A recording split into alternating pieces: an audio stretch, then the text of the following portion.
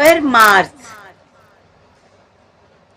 ऋषि मुनि संत महात्मा संसार में आए और अपना अपना उपदेश दे गए। वे मालिक के रंग में लीन होकर और उसके आनंद के रस में झूम झूम कर उसकी हकीकत का राज बता गए।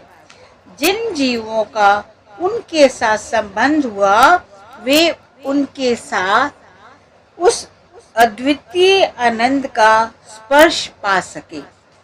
पर उस आनंद के राज से कौन परिचित हो सकता है? साधारण मनुष्य बांसुरी को सुनकर केवल उसकी धुन की मस्ती में झूम सकता है, परंतु वे बांसुरी को बजाने वाला नहीं हो सकता। उसका सच्चा आनंद और रस तो बांसुरी के बजाने से ही मिल सकता है। ऐसे अलौकिक पुरुषों के विचार ग्रंथों पोथियों में मिलते हैं, परंतु उनको पढ़कर कोई हकीकत के रस का अनुभव नहीं कर सकता। इसीलिए कमाई और उनका निजी अनुभव सबसे आवश्यक है। रूहानियत लिखने पढ़ने का विषय नहीं, ये तो कमाई और निजी अनुभव की वस्तु है।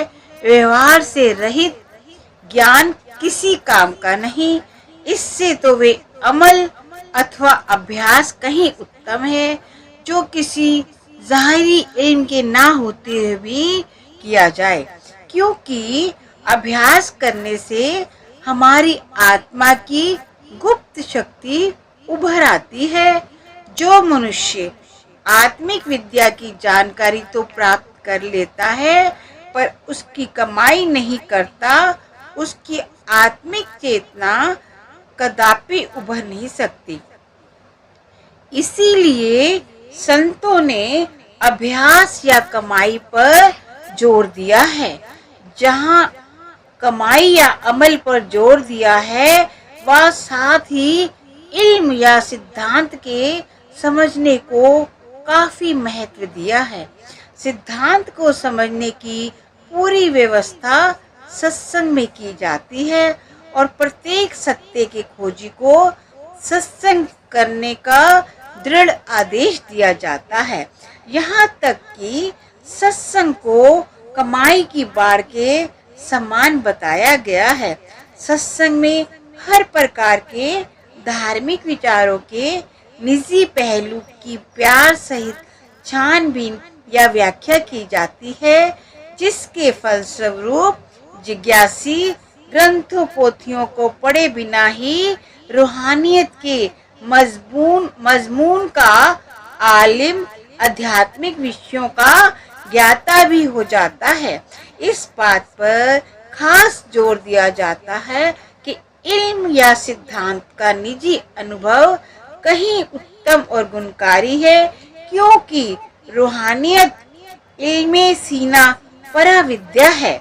ये बिना किसी से सीखे, बिना अमल किए प्राप्त नहीं होती।